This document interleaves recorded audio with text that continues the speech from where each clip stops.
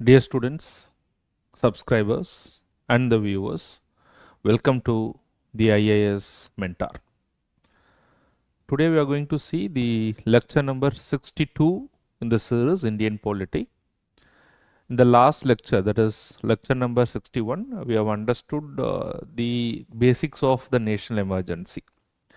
We understood the different circumstances under which the national emergency was brought in.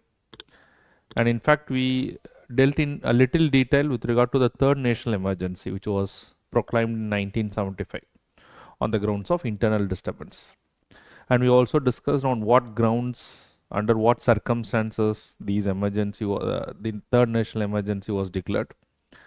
And then we also understood after the emergency was over, subsequently what kind of changes has been made to the emergency provisions by the 44th Constitutional Amendment Act in 1978, which has basically made a lot of changes in the procedure for the national emergency. To summarize that very briefly, today if a national emergency has to be declared, it can be declared only by the president, only with a written recommendation of the cabinet. So that written recommendation of cabinet was brought in by the 44th Constitutional Amendment Act. And then once a national emergency is proclaimed, it can continue indefinitely even today, but every 6 months it requires approval of the parliament. And every time this approval has to be given by special majority by both the houses of the parliament. And for the first time when the national emergency is proclaimed by the president, and then it has to be approved by both the houses of the parliament within a period of 1 month. And then subsequently we also learned that the national emergency can be revoked at any point of time by the president. And alternatively, if the Lok Sabha passes a resolution by a simple majority, then that resolution is also binding upon the president. So these are all the various things that you have seen with regard to the national emergency. And in fact, presently, after the 44th Constitutional Amendment Act, the national emergency can be declared only on 3 grounds. That is on the grounds of war, external aggression, and armed rebellion. In fact, the word internal disturbance has been done away with, and replacing the internal disturbance is the ground what is called as the armed rebellion. That is also brought in by the 44th Constitutional Amendment Act 1978. Now these are all the important things that you'll have to keep in your mind. Now we are moving to a next important area, that is the consequences of national emergency. And if you see UPSC, the consequences of national emergency has been largely focused upon, and a lot number of years the questions have come from the consequences of national emergency. So such questions may also come in the state public service examination. So that is why I say that this series is going to be extremely useful, not only for the students preparing for UPSC examination, but also for the other competitive examination, especially the State Public Service Commission. Alright, so with that we'll just enter into the next topic, that is the consequences of national emergency. That is what we are going to understand today. So if you look into the consequences of national emergency, I would say that there are a few important consequences. First is, to what extent the executive relationship between the center and the state undergoes a change. To what extent the legislative relationship between the center and the state undergoes a change. To what extent the financial relationship between the center and the state goes for a change. In fact, all the 3 areas goes for a change. That is why if you have listened to my previous lecture very carefully, I would have told that whenever there is a national emergency, the constitution goes for a transformation. I would have used the word the constitution goes for a transformation. And in fact, what kind of transformation that it goes for? It goes for a transformation in such a way that the federal political system, otherwise which is a federal political system, becomes more or less unitary in character. It may not be completely unitary, but it is more in favor of an unitary form of government. And in fact, for the students who are watching this lecture, you may also have a brief understanding as to what is a federal political system and what is an unitary political system. I've dealt with all these basics in the very beginning of the lectures in this series. So if you want, you can go back to the salient features of the constitution. That is the lecture topic where I have discussed all these things in detail. But to give a brief idea as to what is a federal political system, a federal political system where there is a division of powers between the central and the state government, or the national and the subnational government. Whereas a unitary form of government is something where all the powers are centralized in one particular authority. That is basically what is called as an unitary political system. If you look into the constitution, during normal times, India is a federal political system. But however, the Constituent Assembly has designed the constitution in such a way that in case of emergency, which is an extraordinary situation, which is not a normal situation, in case of emergency, especially during national emergency, the constitution goes for a transformation. So what kind of transformation does it goes for? It transforms itself from a federal political system to what is called as a unitary political system. So it automatically goes for a transformation. So when that transformation happens, so normally there is also changes in terms of the executive relation between the center and the state, in terms of the legislative relationship between the union legislature and the state legislature, and in terms of financial relationship between the center and the states. So normally you can say that there is a division of powers in these areas. That means to some extent the union executive will have power, to some extent the state executive will have power. To some extent the union legislature, the parliament can make laws, and certain areas the state legislature can make laws. Now, to what extent they can exercise all these powers, these are all given in the constitution itself. I'm not saying that there is an equal division of powers, but to what extent they can exercise their power is given in the constitution itself. So this is during the normal time. But what happens when there's an emergency? Now, when there's an emergency, what happens is this division of powers between the central and the state authorities goes for a transformation. And this transformation is in favor of whom? This transformation is in favor of the union. That is, more powers are given to the union rather than that of the states. So the first consequences of national emergency is that there is a change in the executive relation between the center and the state. There's a change between the legislative relation between the union and the state legislature. There is a change in the financial relation between the center and the state. So all these changes happens. And then apart from that, if you see what are the other changes that is likely to happen, is that there is suspension of what is called as the fundamental rights. The fundamental rights also get suspended. In fact, there are two important articles in this regard that I wanted to discuss. One is Article 358 and other is Article 359. In fact, these two articles are slightly different, but more or less they have an effect upon the fundamental rights. Now try to understand, during the national emergency, the fundamental rights can be suspended and the enforcement of fundamental rights can also be suspended. So right now try to have an understanding that when there is a national emergency, it may have an effect upon the fundamental rights apart from the executive, legislative and the financial relationship. We'll try to understand one by one everything in detail. And then the third important consequence is that it may have an effect upon the life of the legislature. That means, when I say it may have an effect upon the life of the legislature, when there is a national emergency, the life of the Lok Sabha can be extended. The life of the state legislature can also be extended. How they can be extended, how long they can be extended, we'll try to understand all those things. But otherwise, if you see normally, during the normal time, the normal tenure of the Lok Sabha and the state legislature is usually 5 years. But however, during national emergency, the Lok Sabha can be extended beyond a period of 5 years. So is the state legislature. How it can be done, how long it can be extended, we will try to understand. So these are the basic consequences of national emergency. Try to understand this important consequences or very, very important topic for your examination. So the first thing that I wanted to discuss is what are the consequences in terms of what is called as the executive relationship. So first I'll discuss the consequences in terms of the executive relationship. Then I'll move on to the legislative as well as what is called as the financial relationship.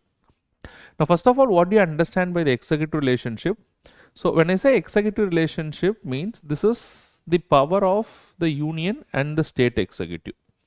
So there is an union executive and so there are state executives. So the point here is, what is the power of the union executive and what is the power of the state executive? So during normal times, what the union executive can do? The union executive consists of the prime minister and the council of ministers. The state executive consists of the chief minister and the council of ministers. So during normal time, what they can do is given in the constitution. And during normal time, the union cannot unnecessarily direct the state executives. I'm not saying that they cannot direct at all. They can direct only in those areas what is mentioned in the constitution during the normal time. Say for example, even during the normal time, even let us assume there is no emergency, even during normal time, the union can direct the state executives to protect the railway properties. Railway is an item in the union, or it comes under the control of the union government, but still they can direct the state governments to protect the railway properties. They can direct the state government to protect the national highways. They can direct the state government to protect the the national waterways. So these are all some of the directions. Even during the normal times, the center can give the states, but the center cannot give any directions that they want. That is not possible. These are all permissible under the constitution. Whatever is permissible under the constitution during normal times, such directions can be given by the union executive to the state executives, and the state executives are bound to follow these directions. So this is the normal time. This is how the country functions during normal time. But however, let us assume that there is an emergency under Article 352 of the Constitution, that is national emergency under Article 352. So when there is a national emergency, nothing prevents the union government in giving any kind of directions to the state executives. So whatever direction that is given by the union executive, the state executive have to perform them. So there is no other way for the state executives. That is why what happens during a national emergency is the state executives are subordinated to the union executives. That is why I said that during national emergency, the federal political system becomes unitary in character. Just remember this particular point. To what extent the executive relationship changes? The executive relationship changes in such a way that the union executive can give any directions to the state. So they can give any directions to the state executives, and the state executives are bound to follow that. So this is the basic understanding you should have. Now, the next type of changes in the relationship is the legislative relationship. So to what extent the legislative relationship changes between the center and the states? That is also going for a change. So during normal times, you can understand that the parliament is not in a position to make laws on an item in the state list. So this is very, very important. So as per the constitution, if you see that there are certain areas the parliament can make laws. There are certain areas where the state legislature can make laws. This is, I am talking about the normal time. So during normal time, who is supposed to make a law on an item in the state list? Only the state legislature is supposed to make a law on an item in the state list. So what happens is, so when I talk of legislative relationship, I am trying to discuss the law making powers of the union legislature and the state legislature. Union legislature is nothing but the parliament. The state legislature is nothing but the legislatures of each and every state. So during normal time, if you see the parliament, which is nothing but the union legislature, has a power to make laws in two areas. That is, it can make law on an item in the union list, and also it can make a law on an item in what is called as the concurrent list. So this is during the normal time. I am talking about the normal time. And similarly, if you take the state legislatures, the state legislatures has the power to make laws on an item in the state list. I am talking about again the normal time, the state list, and they can also make law on an item in what is called as the concurrent list. This is during what is called as the normal time. But however, when there is a national emergency is in force, nothing prevents the parliament from making law even on an item in what is called as a state list. It doesn't mean that the state legislature cannot make a law on an item in the state list. The state legislature can also make law, but the parliament can also make a law on an item in the state list. So this is what you'll have to keep in your mind. I'm just repeating it again. So during normal times, the parliament has no power to make law on an item in what is called as a state list. But when there's a national emergency is in force, when the national emergency is there, the parliament has the power to make law on an item in the state list as well. To put it in other words, when the national emergency is in force, nothing prevents the parliament from making law on the union list, the concurrent list, as well as the state list. This does not mean that the state legislature will not have the power. The state legislature will also have the power to make a law on item in the state list. But the parliament will also have the concurrent powers to make law on an item in what is called as the state list. So this is the basic understanding you should have. But however, this power is a very restricted power. So any law that is made by the parliament on an item in the state list This law can continue to be in force only for a period of 6 months after the revocation of national emergency. That means this law which is made by the parliament on an item in the state list can be there. It will continue as long as the emergency is there. But once the emergency is revoked, once the emergency comes to an end, this law cannot continue beyond a period of 6 months after the revocation of national emergency. So in this regard also you will understand that the parliament will have more law making powers when there is a national emergency. So here also the legislative powers are biased in favor of the center. That is why I said that the federal political system becomes unitary in character. The union executive is having more power, the union legislature is having more power. Now the third important thing is what is called as a financial relationship. So financial relationship.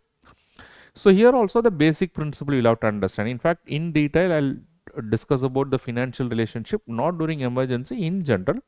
I'll discuss about this when I take up the center state relationship, when I take up the finance commission. I'll deal with this in detail. But however, you should have a basic understanding when I talk of the financial relationship, which means to what extent the finances are to be distributed between the union government and the central government. See, without finances, the government cannot function. Now, why do you think that every government is coming with a budget? Budget is a very important aspect of every government, because without budget, the government will have no finances.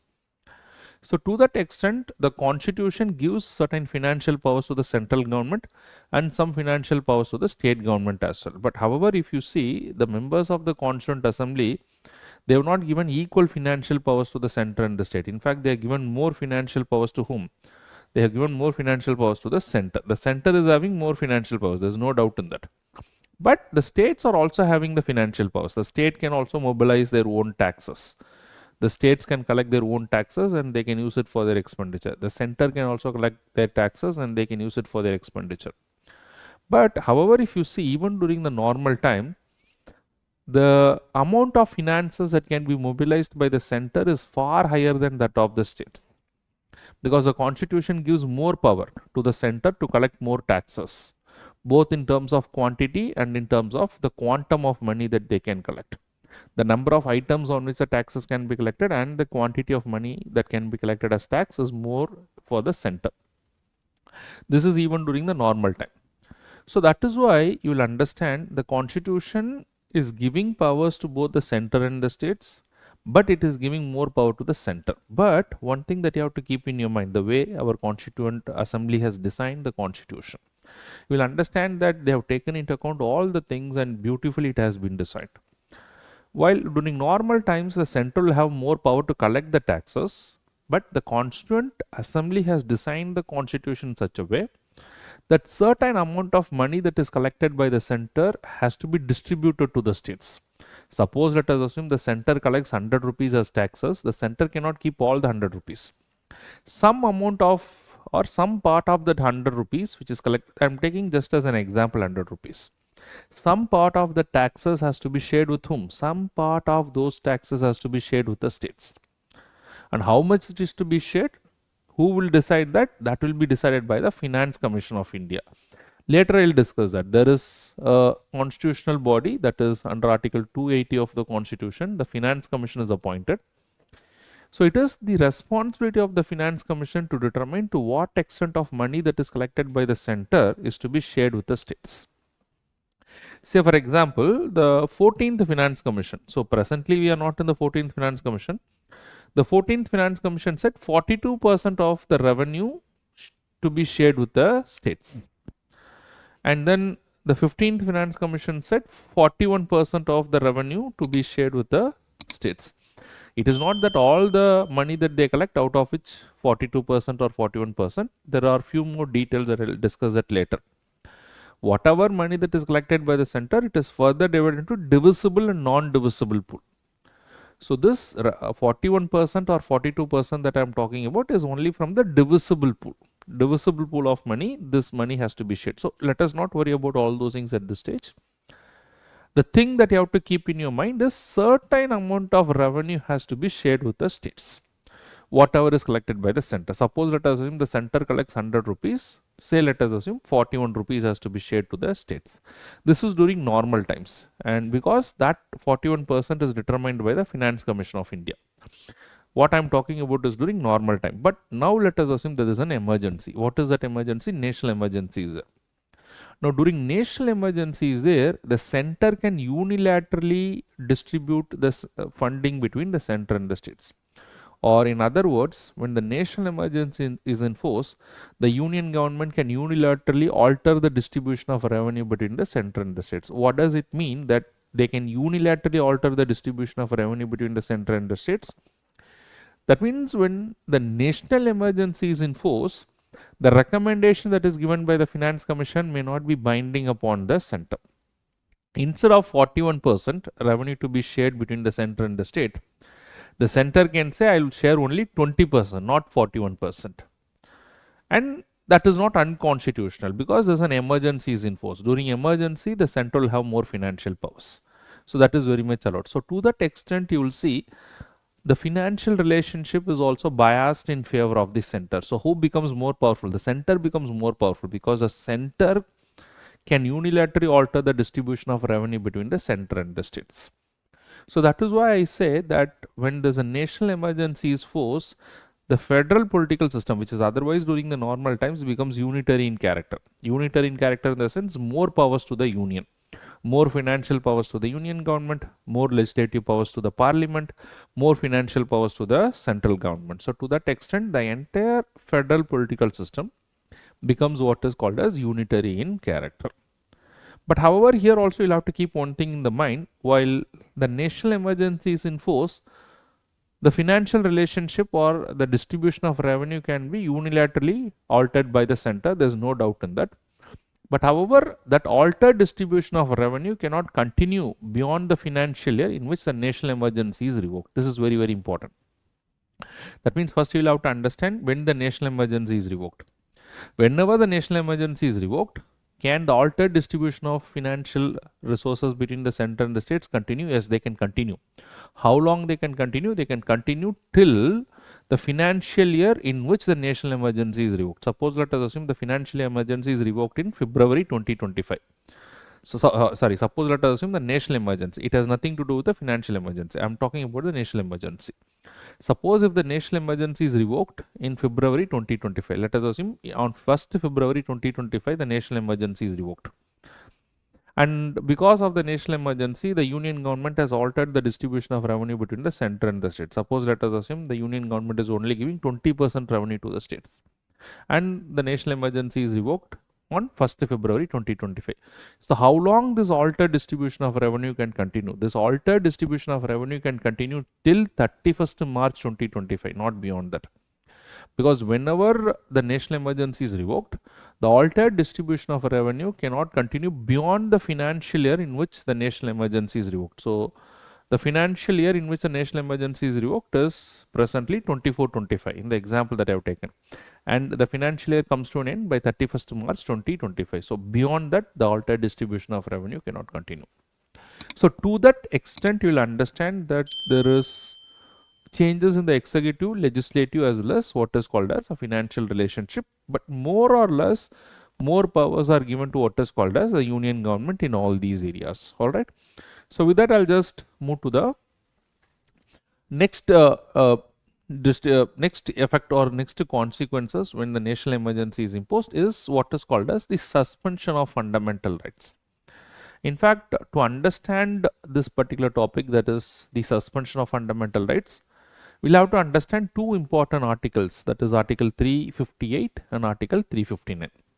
In fact, there's a basic and a fundamental difference between Article 358 and Article 359. We'll try to understand that also.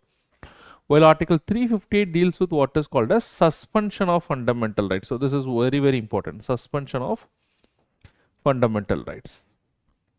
Whereas Article 359 deals with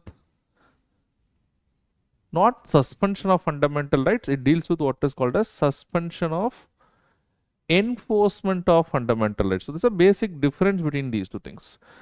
So first let me explain what is suspension of fundamental rights and suspension of enforcement of fundamental rights. So once you understand these two things, then I'll proceed further with the difference between Article 358 and Article 359. So what does it mean when I say suspension of fundamental rights? When I say suspension of fundamental rights means the fundamental right is no longer valid, or in other words, the fundamental rights are not exercisable, or to put it in a very simple way, we can take it in such a way, the fundamental rights does not exist in the first place. That is what is suspension of fundamental rights. Whereas on the other hand, when I talk of suspension of enforcement of fundamental right, the fundamental right exists, and as long as it is not violated, you can continue to exercise that also. But when I talk of suspension of fundamental rights, suspension of enforcement of fundamental rights, now once the right is violated, you cannot seek a remedy in a court of law, or in other words, as long as the right is enjoyable, you can enjoy that. But somebody violate the fundamental right, you will not have the right to get it enforced in a court of law. That is not possible. That is what is suspension of enforcement of fundamental right. So fundamental right exists and you can enjoy that, but when it is violated, then there is no remedy. That is suspension of enforcement of fundamental right. Suspension of fundamental right, the fundamental right itself does not exist, so you cannot enjoy the fundamental right in the first place. No enjoyment of fundamental rights, no enforcement in case of violation. But in case of suspension of enforcement of fundamental right, you can enjoy the fundamental right, but when it is violated, then you cannot enforce it in a court of law. So this is the basic difference. So Article 358 deals with suspension of fundamental rights.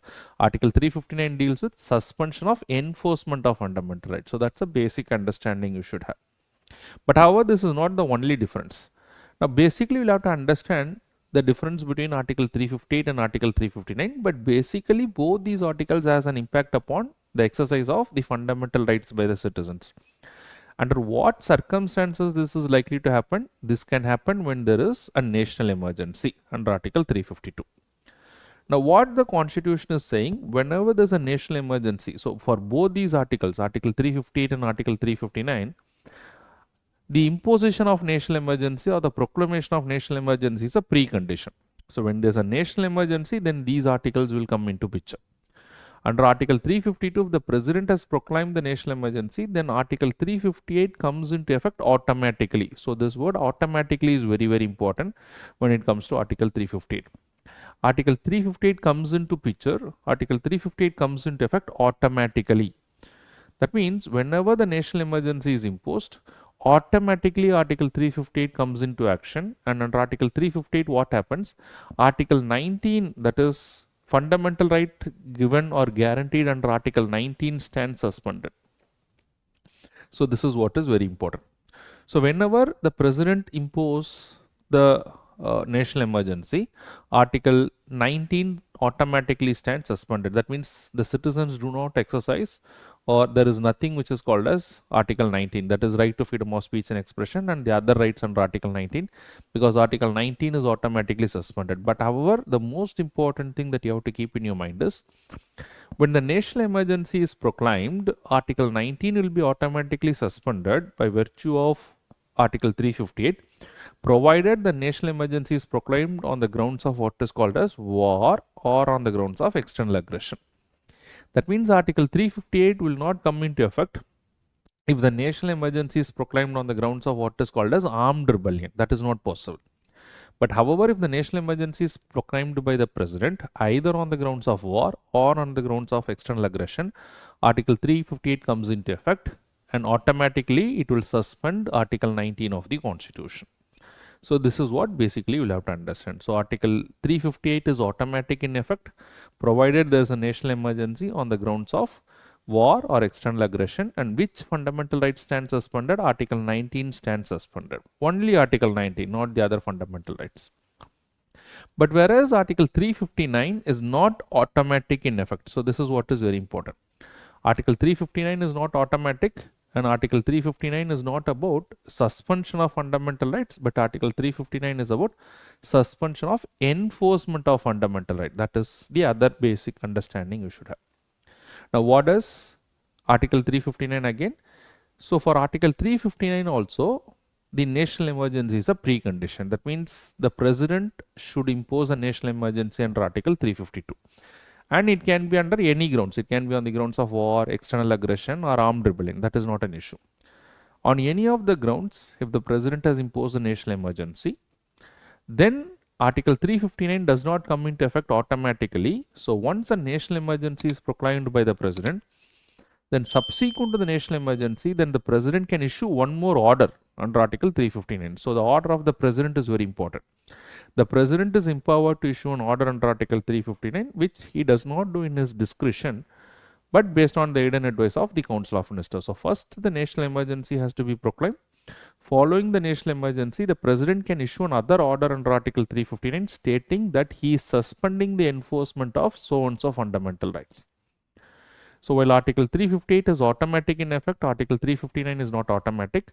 Article 358 only related to suspension of Article 19, whereas under Article 359, the president can issue an order stating that he is going to suspend the enforcement of certain fundamental rights except Article 20 and Article 21. So under Article 359, the president cannot suspend the enforcement of Article 20 and Article 21, even when there is a national emergency.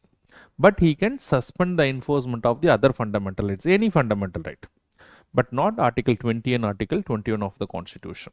So this is basically what you'll have to understand. In fact, this Article 20 and Article 21 exception was brought only by the 44th Constitutional Amendment Act in 1978. Before that, under Article 359, the president can suspend any enforcement of any fundamental rights, including Article 20 and Article 21. And that is why in the previous lecture we have understood that in the ADM Jabalpur case, the Supreme Court said that if the right to life and liberty of an individual is taken away during national emergency, the courts cannot help it out, because the president has the right to suspend the enforcement of fundamental right, including the right to life and liberty. Now, subsequent to this ADM Jabalpur case in 1978, the constitution was amended and they brought in this particular change. So the basic difference, first you will have to understand what is suspension of fundamental rights, suspension of enforcement of fundamental rights. Suspension of fundamental right under Article 358, suspension of enforcement of fundamental right under Article 359. Article 358 only deals with Article 19, and that is automatic in character, provided the emergency is on the grounds of war and external aggression. Article 359, there is no automatic effect, but the president has to put an order stating that he is suspending so and so fundamental right except Article 20 and Article 21. That is suspension of enforcement of fundamental right. So here there is no automatic effect, and the emergency can be on any grounds: war, external aggression, or armed rebellion. So this is the basic difference that you have to understand when it comes to the effect on the fundamental right. But the common thing between Article 358 and Article 359 is both have an effect upon the fundamental right. Both the precondition is that there should be a national emergency in place. Alright, so try to revise it again. If you do not understand, watch it again. You can reach out to me if you have any doubts. Okay. So now let us move to the next consequence of what is called as the national emergency is on the life of the legislature. To what extent the life of the legislature gets affected. When I say life of the legislature, both the life of the Lok Sabha as well as the life of the state legislature. So normally if you see, the life of the legislature is 5 years. But during national emergency, the life of the Lok Sabha can be extended. So how long it can be extended? It can be extended indefinitely. So this word indefinitely is very important. It can be extended indefinitely, but however, there's a condition to this. When I say indefinitely, it can be extended indefinitely, but at a time, it can be extended only 1 year. 1 year at a time. So that is very important. At a time, it can be extended 1 year. So then first you extend it for 1 year, again you extend it for 1 year, again you extend it for 1 year. So in this way it can be extended indefinitely. But who has the power to extend the life of the Lok Sabha? The power is there in the hands of the parliament. So that means the parliament can make a law, and by that law they can extend the life of the Lok Sabha 1 year at a time. In this way it can be extended indefinitely. In the same way, the life of the state legislature can also be extended indefinitely. Same thing, it can also be extended indefinitely 1 year at a time. And who has the power to do this? In this case also, it is a power of the parliament. In both the cases, who has to make the law to extend the life of either the Lok Sabha or the state legislature? In both the cases, the law has to be made by the parliament. Alright. In both the cases, it can be extended indefinitely, but at that time, it can be extended for a period of 1 year. So these are all important consequences when it comes to national emergency. So again, I'm just repeating it. What are the consequences? So we have seen the executive relationship. What are the consequences? We have seen the consequences in terms of legislative relationship. we have seen the consequences in terms of what is called as a financial relationship. I'm just trying to put it in a very simple word. I'm not making it very complex, but there are few minute details that I'll discuss, but not at this stage. I'll discuss it in different topics, so you'll have a proper idea. So most of these things may come repeated again when I take up the center state relationship, but right now this is what you'll have to remember. And then the national emergency does have an effect upon what is called as the life of the legislature as well, and then of course the national emergency do have an effect upon the fundamental rights. So there you'll have to understand article 358 and article 359. So with that, the consequences of the national emergencies were very important. So before I conclude this particular lecture, I'll also touch upon a very small topic, that is a financial emergency. I'll try to complete that also in the next lecture, so that I can take up what is called as a state emergency. Once I'm done with all those things, then we can do some practice questions also if possible. All right. So now let us move to the next topic, what is called as the financial emergency. In fact, under the constitution, there are only three types of emergency: national emergency under article 352, financial emergencies under article 360. So article 360 of the constitution allows for what is called as a financial emergency. And then there is something which is called as the state emergency or the president rule, which is imposed under article 356 of the constitution, which we'll subsequently discuss in the next lecture. But today let us try to understand very quickly what is this financial emergency. In fact, there is no precedent for financial emergency in our country. Most of you might know that, otherwise you can make a note of it. So far we do not have a precedent, but the constitution allows for this particular provision. And what the constitution says, under what circumstances the financial emergency can be imposed. The constitution says that the financial emergency can be imposed by the president of India. So who can impose the financial emergency? Also the president. Under what circumstances he can do that? He can do that when there is a threat to the credit and the stability of India. When there is a threat to the financial stability and the credit of India. In fact, what is threat to the financial stability and the credit of India is not defined in the constitution, but the understanding is that when the fundamental financial position of our country is very weak, or when it is very bad, say for example, when the debt of the government is so high, when the expenditure is so high but the revenue is so less, that the government is not even able to meet the day-to-day expenditure, leave about the developmental expenditure. They're not even able to meet the day-to-day expenditure, say paying the salary to the government employees. That means it's a very risky situation. So when the financial stability and the credit of India, or the other example could be where the balance of payment of the government is very high. That means the government is not having any foreign reserves to pay for the imports. Then that's a very bad situation. When there's a huge fiscal deficit, these are all fundamentally making the financial position of the government so weak. So under such a circumstances, the government or the constitution allows the president to go for what is called as a financial emergency. By going for financial emergencies, it empowers the president to make some changes, so therefore they can reduce the expenditure of the government. So we'll try to understand as to what are the consequences of the financial emergency. But however, this is basically what is the provision and what is the rationality behind the financial emergency. But however, fortunately in our country till this point of time we have not used this particular provision. Although in 1991 the government of India was contemplating for a financial emergency, but luckily the government has got an aid from the International Monetary Fund, IMF, a conditional aid, so which turned to be good in the longer run. But anyways, it was a conditional aid, so we did not have a financial emergency till this point of time. So what are the consequences of financial emergency is what we'll have to understand. But before we understand the consequences of the financial emergency, let me just quickly take you through the procedure for financial emergency. So who can impose a financial emergency? Again, it is a president who can impose a financial emergency. That is not the discretionary power of the president. The president declares the financial emergency based on the aid and advice of the Council of Ministers. When the president is satisfied that the financial stability and the credit of India is threatened, that means basically he is not satisfied. If the Council of Ministers are satisfied and if they advise, then the president can impose what is called as a financial emergency. Now once the financial emergency is declared by the president, it has to be approved by both the houses of the parliament. And within what time they have to approve? They have to approve within a period of 2 months. Both the houses have to approve within a period of 2 months. And once approved by both the houses of the parliament, it extends indefinitely. There is no need to give subsequent approval. Once approved, it continues indefinitely till the time it is revoked by the president. And the president revokes it based on the aid and advice of the Council of Ministers. So this is basically what you'll have to understand. But once the financial emergency is proclaimed, then I said it has to be approved by both the houses of the parliament. What is the majority with which both the houses of the parliament has to approve it? Both the houses of the parliament has to approve it with what is called as the simple majority. So you may remember this majority also. So here it is what is called as a simple majority.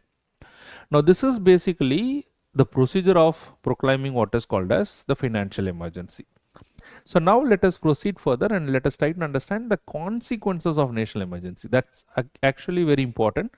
So what are the consequences that may arise in case of what is called as financial emergency? So you'll have to understand the very purpose of going for financial emergency is to reduce certain expenditures, to make certain changes in the way that the money is spent, because there is a lot of scarcity for the finances. So what are the consequences of financial emergency? The first and foremost consequence is that the center can direct the states with regard to canons of financial propriety. That is what is very important. So the union government may give directions to the state to observe the canons of financial propriety. So what does it mean by canons of financial propriety? Now this word, what is the meaning? Canons of financial propriety. So canons of financial propriety means the principle based on which the money is spent by the state government. The principle based on which they spend the money. The principle should be guided by the ethics. The principle should be guided by efficiency. The principle should be guided by, as I already said, efficiency, and it should also be ethically spent. Or in other words, canons of financial propriety is basically the principle based on which the public money is spent. And the principles that should guide is basically that the public money has to be spent what is called as in an efficient and an effective manner. So normally the center does not interfere with these principles. But when there's a financial emergency in our country, the center may interfere with these principles and they can direct the states as to how they have to spend the money. So this can happen only during the financial emergency, not otherwise. So that's the first consequence. The second consequence is reduction in the salaries of any class of persons serving in the state government. That means the president can direct a reduction in the salaries of any class of persons serving in the state government, which normally does not happen. But during during financial emergency, such directions may be given. Not only reduction in the salaries of any class of persons serving in the state government, but there can be directions to reduce the salaries of persons in the central government as well. Not only in the central government, not only in the state, but also reduction in the salaries of judges of Supreme Court and High Court. The judge's salary can also be reduced, including the central government employees, the state government employees. And then of course the other consequences, the president can direct the various governors to reserve all the money bills or the financial bills for his consideration. So normally whenever a bill is passed by various state legislature, the bill is to be assented by the governor of the concerned state, not by the president. But during the financial emergency, the president can give a direction to the governor that the governor shall reserve the money bills and the financial bills for his consideration, which normally does not happen. So why money bills and the financial bills? What is a money bill and a financial bill? I'll discuss that later when I take up the legislature topic. Don't worry about it at this stage. But however, why this money bill and financial bill? Because for right now you have an understanding that these are bills that deals with substantial finances of the government. That means whenever I talk of money bill, it deals with a lot of money matters. Financial bill, it deals with important money matters. So such type of bills will have an impact upon the expenditure of the government. So in those bills, the president is saying, you reserve this bill to me. I will look into that particular bill, and not the governor shall give the assent. Now all these things does not happen during normal circumstances. So basically the financial emergencies allows the union or the president to take some measures in a way that they can reduce the expenditure, because the finances are so critical at this particular stage. And these are all the basic consequences when it comes to what is called as a financial emergencies. All right. So what we have seen in this particular lecture, so we have understood the consequences of national emergency, we have understood the consequences of financial emergency as well. We have understood the procedure for financial emergency also. So basically the consequences of national emergency, executive relationship, and it has an impact upon the legislative relationship, it has an impact upon the financial relationship. It has an impact upon the fundamental rights and the life of the legislature, both Lok Sabha as well as the state legislature. And of course, we have understood the concept of financial emergency and the consequences of the financial emergency also. Alright, so with that, we are almost coming to the end of this particular lecture. So one last thing is try to solve this particular question. So look into this particular question. So during national emergency, the parliament can make laws. So during national emergency, what are the areas on which the parliament can make laws? Only in the union and concurrent list. Union, concurrent and the state list. Union and state list, none of the above. So if you have listened to my lecture, this question is not a very difficult question. You can answer this particular question and you can put it in the comment box. So try to put the answers in the comment box. So these comments are really going to motivate me. And if you have any suggestions regarding this particular series or any of the other things that you need, you can also put it in the comment box. You can also reach out to me through my Instagram account or Telegram account with your suggestions, with your queries. So you can consider me as your friend, a mentor. You can reach out to me, ask your queries. So the purpose of this particular series and this particular channel is to reach out to the students and to help the students, especially the students who may not have access to proper material or the proper courses. So with that, I'll wind up this particular lecture. So before I end this particular lecture, if you like this particular series and if you like this particular video, please share it with your friends and family members who may be preparing for this examination. And I'm quite sure that it is going to be extremely useful for the students preparing for the UPSC examination and other competitive examination as well. Thank you very much for watching this particular lecture. All the very best.